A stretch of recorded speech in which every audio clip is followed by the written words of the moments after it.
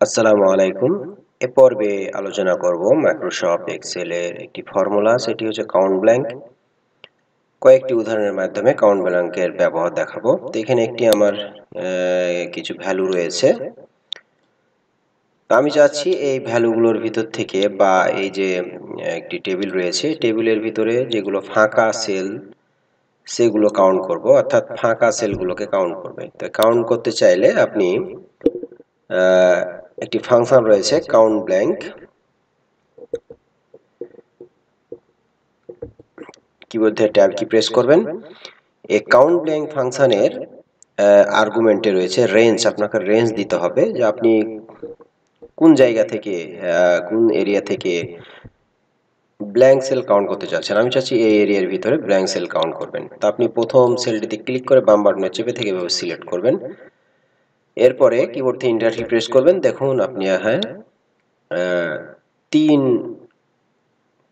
তিনটি blank sell আছে, এজন্য সে ব্ল্যাঙ্ক সেলগুলো কাউন্ট করে আপনাকে এখানে দিয়ে দিল।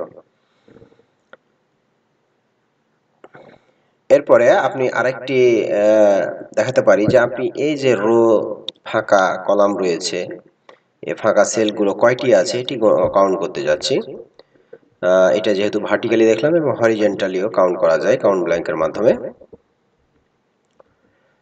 এরপর আপনি প্রথমে বাম বাটনে ক্লিক করে এভাবে বাম বাটনে চেপে থেকে ড্রাগ করে আপনি বাম বাটনে চেপে থেকে সিলেক্ট করবেন। এরপর কিবোর্ড থেকে এন্টার প্রেস করবেন। দেখুন আপনার এখানে 4টি সেল ছিল এজন্য এবং 4টি ফাঁকা আপনাকে কাউন্ট করে, সে ফাঁকা সেলগুলো কাউন্ট করে আপনাকে রেজাল্ট দিল। এবার আমি একটু ভিন্নভাবে চাচ্ছি, সেটা হচ্ছে যে এখানে যে আমার টেক্সটগুলো রয়েছে কিছু ফাঁকা রয়েছে, আমি চাচ্ছি যেগুলোতে কোনো তথ্য আছে সেগুলো কাউন্ট করবে এবং ব্ল্যাঙ্ক সেলগুলো কাউন্ট করে দিবে। এটি কিভাবে করা যায়, এখানে করতে চাইলে দুইটি ফর্মুলা ব্যবহার করতে হবে। একটি হচ্ছে কাউন্ট ফর্মুলাটা। কাউন্টটা আমি ভ্যালু দেব, ভ্যালু হচ্ছে আচ্ছা কাউন্টটা দেওয়ার পরে আপনি এই ভ্যালুগুলো দিলেন, এরপরে ফার্স্ট ব্র্যাকেট ক্লোজিং দিলেন, কাউন্টটা ক্লোজ হলো, প্লাস কাউন্ট ব্ল্যাঙ্ক ফাংশনটিও ব্যবহার করবেন। এরপর আবার পুনরায় রেঞ্জ দিয়ে দেবেন। এরপর কিবোর্ড থেকে এন্টার কি প্রেস করবেন। দেখুন আপনার 9 দিল, অর্থাৎ আপনার যে সেলগুলোতে ভ্যালু আছে এবং যে সেলগুলো ফাঁকা আছে উভয় সেলটি আপনাকে কাউন্ট করে আপনাকে দিল।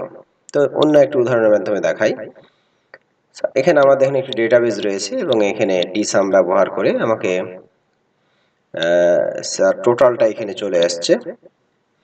বিভিন্ন সফটওয়্যার উপর ভিত্তি করে আমি টোটালগুলো চেঞ্জ করতে যাচ্ছি। আমি যদি এখানে একটু দেখুন, এখানে 33,887 রেজাল্ট রয়েছে। আমি যদি এখানে আজকের তারিখ দিই, তা আজকের তারিখের ভিতরে যে ভ্যালুগুলো এখানে আছে সেই ভ্যালুগুলো যোগ করে আমাকে এখানে আমার রেজাল্টটি দিচ্ছে। তা আমি চাচ্ছি এই তারিখে বাংলা ডিপার্টমেন্টের যোগ দিতে যাচ্ছি, সেহেতু এই তারিখে 26/9/2024 বাংলা ডিপার্টমেন্টের আমার অ্যামাউন্ট যোগফলটাই দেখাচ্ছে। এখানে যদি আপনি এ দিয়ে দিই তাহলে এ, বি যদি দিই দেখুন বি এর মানে বি এর 0 দেখাচ্ছে, কারণ বি এ কোনো বাংলা ডিপার্টমেন্টের 26/9/2024 বাংলা ডিপার্টমেন্টের বি সেকশনে কোনো অ্যামাউন্ট নাই।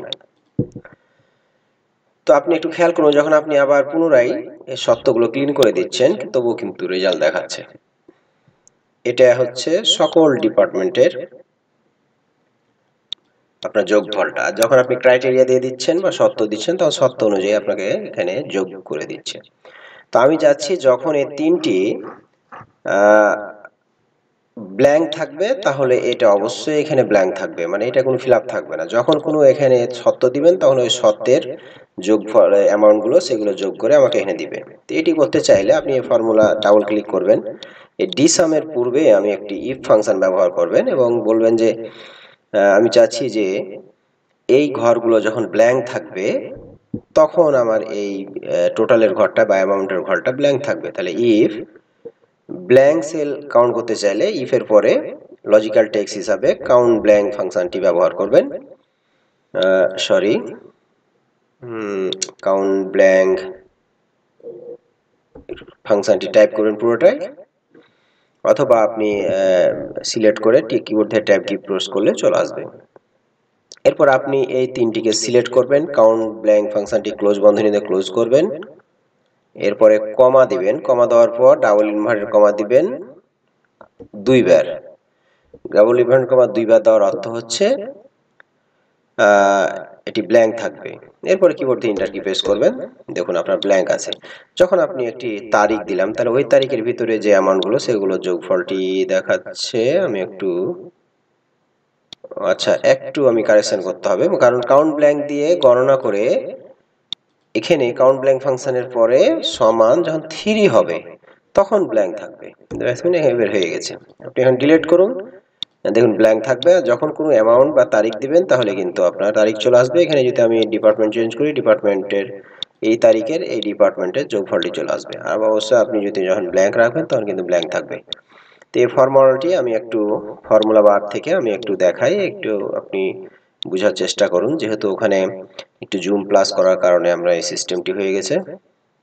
আচ্ছা, এরপরে আরেকটি উদাহরণের মাধ্যমে দেখাই। যেহেতু আমরা কাউন্ট ব্ল্যাঙ্কের কাজ দেখালাম, আমি চাচ্ছি এক্সেলে রো সংখ্যা এবং কলাম সংখ্যা কাউন্ট ব্ল্যাঙ্ক ফাংশন দিয়ে সহজে গুনতে পারবো। তো আমি এখানে ফর্মুলাটা ব্যবহার করব, কাউন্ট ব্ল্যাঙ্ক